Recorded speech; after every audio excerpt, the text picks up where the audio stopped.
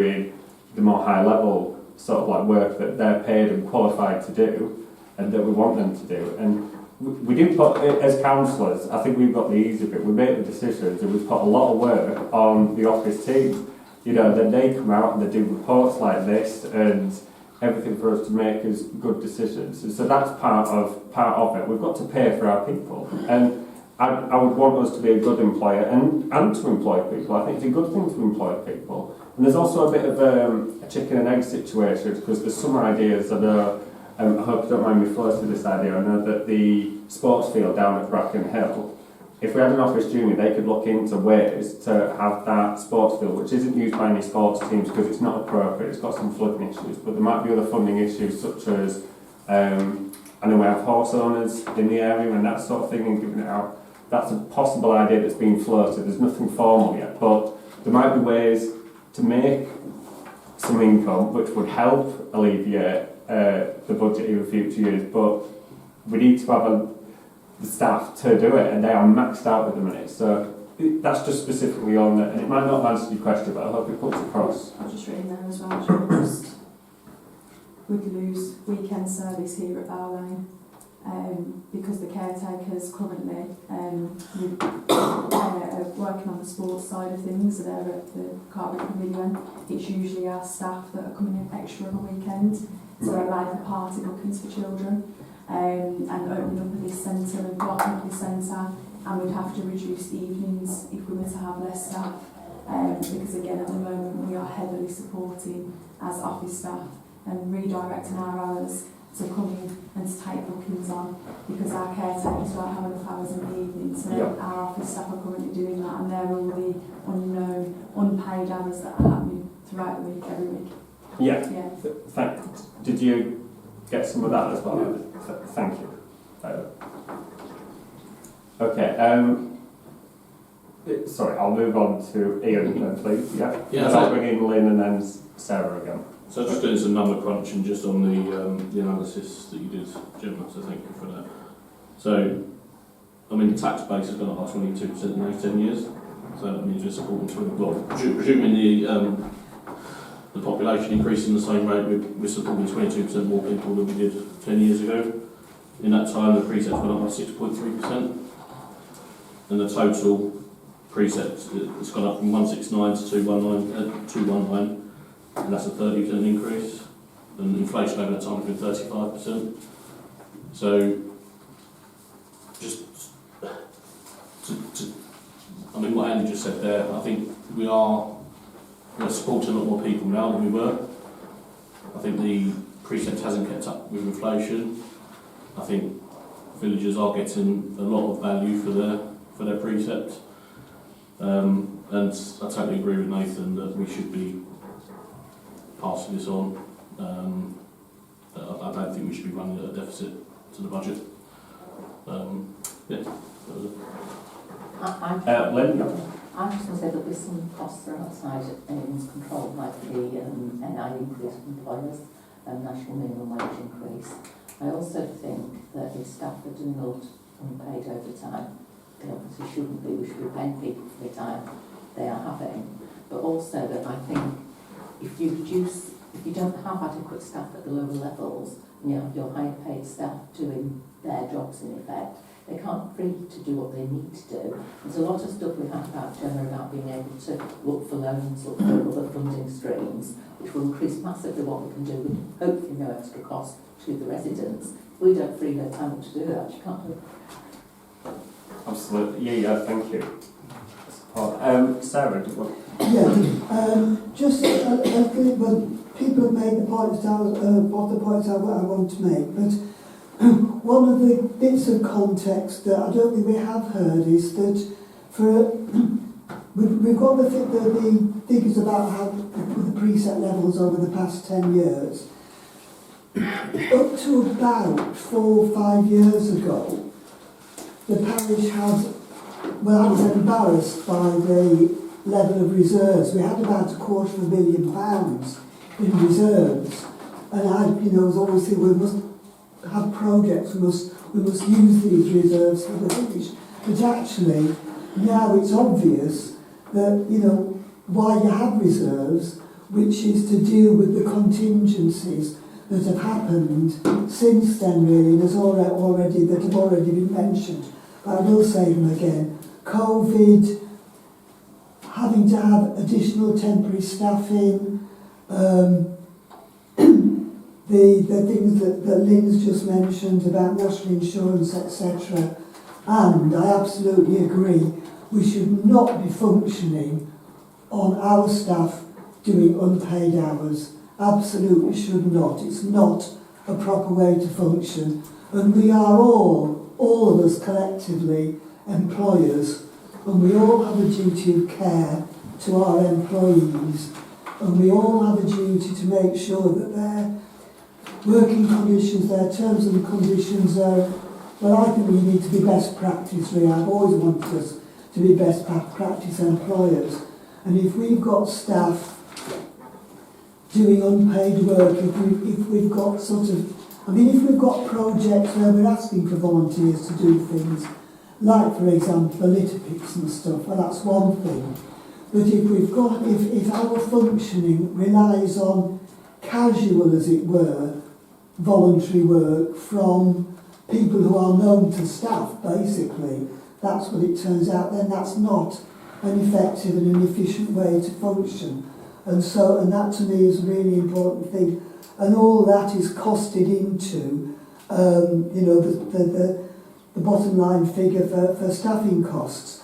And of course we've got more things we want to offer. We want to be able to increase our income. We need, as Gemma has just explained, we need to have the centres open, we need to have the centres staffed, we need the centres cleaned, heated, and so it's chicken and egg. And of course, if we cut staff, we cut what we offer.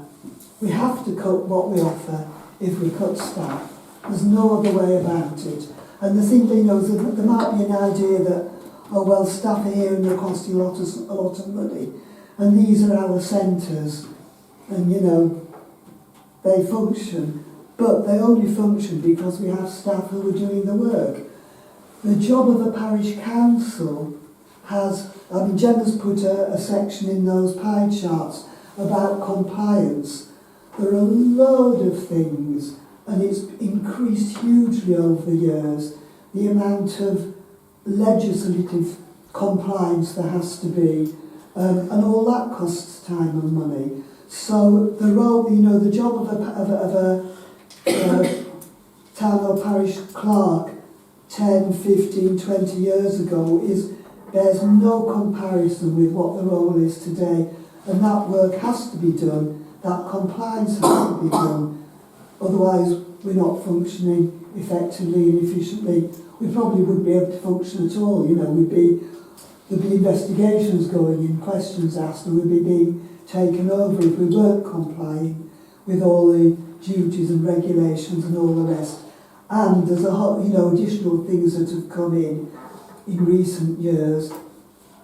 Freedom of information requests, to name but one, which are an important thing in general, in society.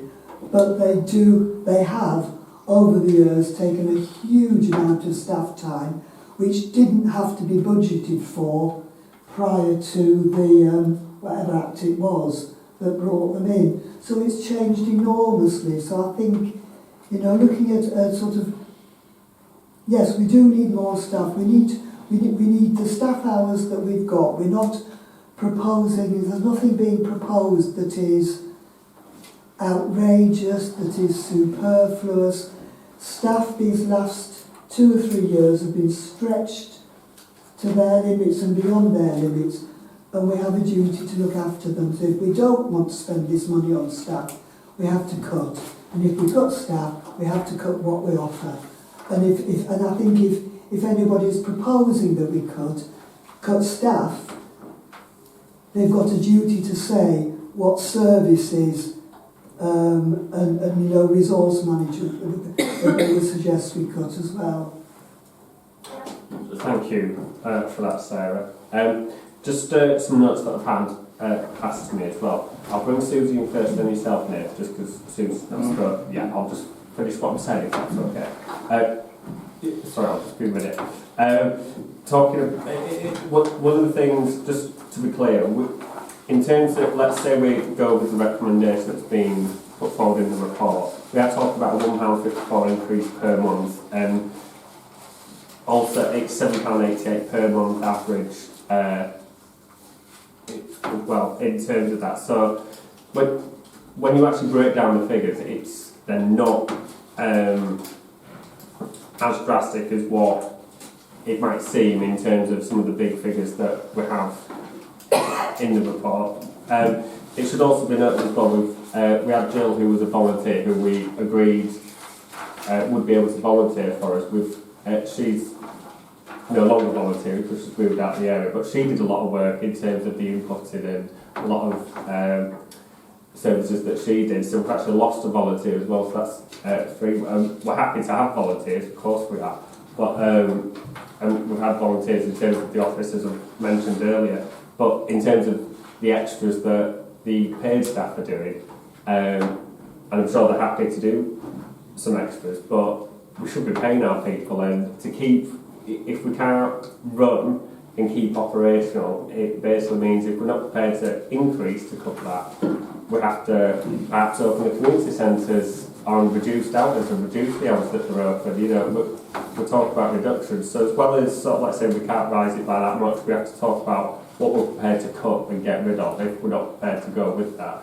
Personally, I don't want to reduce services because I don't think you cut your way out of difficulties. That's just a personal belief of mine. I think that you cover your costs and keep things going. So just a general sort of like comment for me. Sorry, Susie.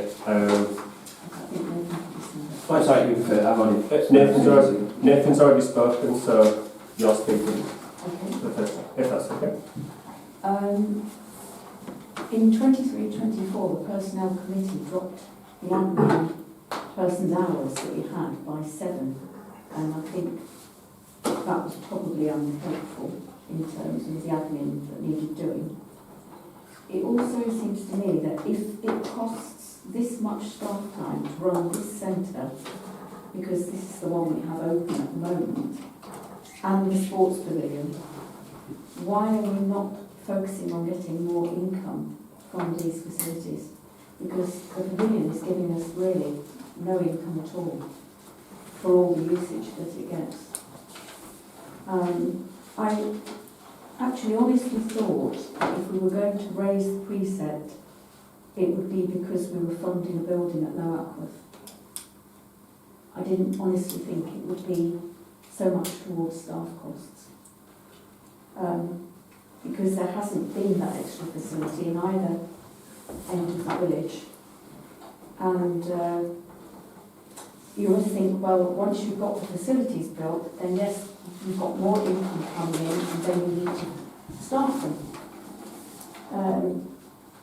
Also, just an observation, it would have been helpful to have been given the calculations for transfers to and from general reserves. I think it personally would have given me more confidence in the figures we've been given. Thank you. That's Okay. what I'm trying. Thank you. One thing I would just like to comment on as well, like last year's budget that was set by Gemma, it's tracking within 1% of its variance, so it's on track with the budget that was set last year. So we are keeping within the budget that was set. So I think for me that gives confidence that we're keeping to what we set last year. It's not massively going outside of that variance. There's some specific lines that might be up or down. So for me, that gives me confidence that, you know, I have full confidence in Gemma in terms of what is being proposed. And I know in some of the discussions that we've had, and we've been asked to put forward things that we'd like to spend the budget on, I think since September or October. So we have been involved in these sort of like interim discussions and that sort of thing previous to this point as well. So for me, I've got full confidence on that. In terms of the admin, we've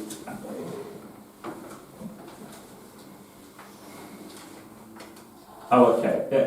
So again, just to come on to the admin point that you raised, Susie, that's not necessarily always within our control. There might be personal circumstances around that as to why something might be reduced or increased and that sort of thing. Just to put that on. The other thing about the pavilion is, I understand about the actual pavilion building, but we also make quite a bit of income from the pitch fees and that sort of thing as well, and that just so happens to be where the pavilion is. So, and as some of us have mentioned, in terms of like a chicken and egg situation, with the Office Juniors looking into some of these extra income revenues and getting the buildings used more efficiently, part of the 25-26 proposal and report would be looking into that. So again, it's sort of like, if we don't sort of like spend on our people, we can't necessarily get that income, because if we're saying that staff are stretched out, we need to invest in that, I think, in order to get the income. So it's when you start first, do you cut it right back and then start from scratch where you're at a management position, you know, or do you stretch back? Yeah, just say, I did realise that probably didn't make sense. We are trying to increase income on both the pavilion and Bracken Hill. Yeah. We are challenged by the size of them, because anybody outside of the sports team, the front room is very small to hire out.